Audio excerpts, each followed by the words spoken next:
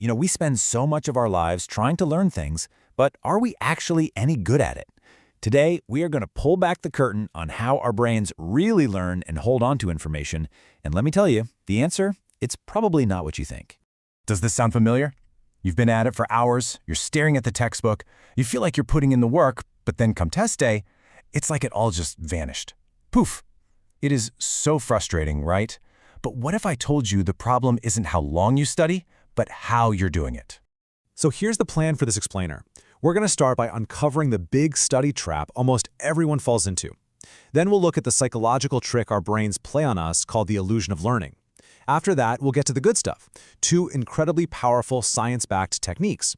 And finally, we'll tie it all together into a practical system you can literally start using today. All right, first things first, the study trap. Most of us think studying is all about shoving information into our heads. But what if that whole idea, that entire approach, is actually the thing holding you back? Okay, be honest. Rereading your notes, grabbing that highlighter, writing out long summaries of chapters, these are the classic study methods, right? They feel super productive. You're busy, you're doing stuff, but the actual science tells a completely different and kind of shocking story. Yeah, turns out those things we all do, they just don't work very well. A huge scientific review back in 2013 looked at all of these popular methods and gave them a grade of low utility. That's a fancy way of saying they give you almost no bang for your buck when it comes to long-term learning. So why on earth does everyone keep doing that? Well, this brings us to a really fascinating quirk of the human brain, what we call the illusion of learning. It turns out our gut feeling about what works is often just plain wrong. And here's the absolute core of the problem. When you reread a page or look at your highlights, your brain gets a warm, fuzzy feeling of familiarity. It goes, oh yeah, I've seen this before, I know this. But here's the catch. Recognizing something is not the same as knowing it. Familiarity is passive. True mastery, the kind you need for an exam, is active. It's the difference between saying, I recognize that, and I can explain that. And this illusion is incredibly powerful. Check this out. In a 2011 study, researchers asked students to guess which study method would be best. A whopping 80% of them put their money on rereading. But when they actually ran the tests, totally different outcome. The group that used a technique called active recall blew the others away. It's proof that we are just terrible at judging what actually helps us learn. Okay, so if rereading is the villain of our story, who's the hero? Well, it's time to meet the single most effective, evidence-based study strategy out there, active recall. Active recall, sometimes called the testing effect or retrieval practice, basically flips the whole idea of studying on its head. Instead of trying to put information in, you focus on pulling information out. See, every time you force your brain to retrieve a memory, you're strengthening the pathway to it. It is literally like doing a bicep curl for your brain. And this isn't some newfangled idea. Smart people have known about this for centuries. Francis Bacon was writing about it way back in 1620. The psychologist William James talked about it in 1890. And now we have decades upon decades of modern research all saying the same thing. This stuff works. Get this. All the way back in 1939, a study found that students who just added some practice tests into their routine, instead of only rereading, saw their grades jump by as much as 15%. Now, let's fast forward to 2010. Another study found that students who used active recall did way better on their final exams, with some seeing their scores go up by a massive 30% compared to the rereading group.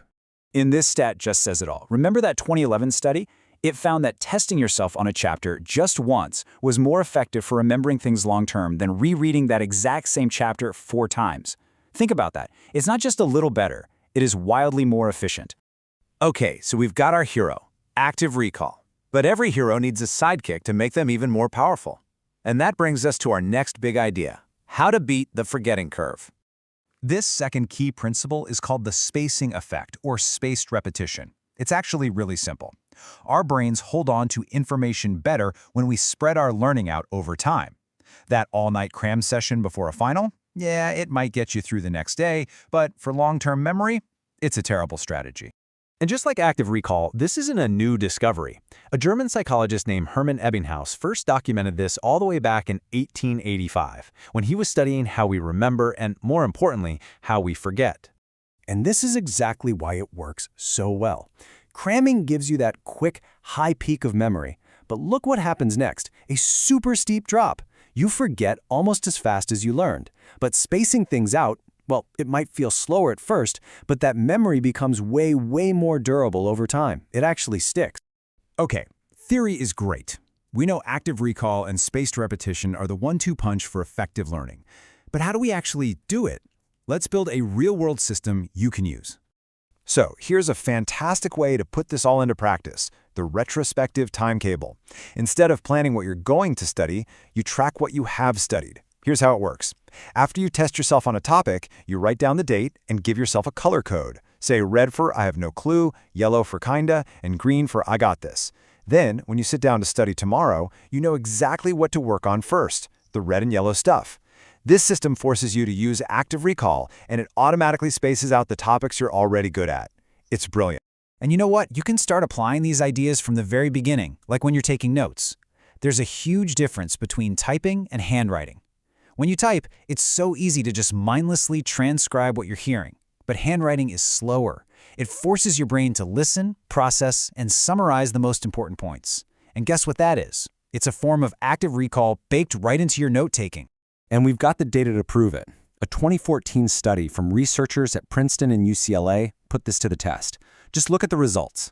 The students who took notes by hand and then studied them did significantly better than everyone else, especially on questions that weren't just about memorizing facts, but about really understanding the concepts.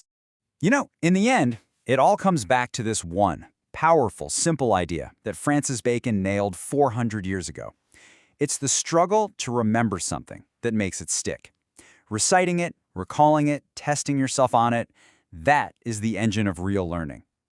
So, the next time you sit down to learn something, don't just ask yourself, how do I get this information into my head? Instead, ask, how can I practice pulling this information back out?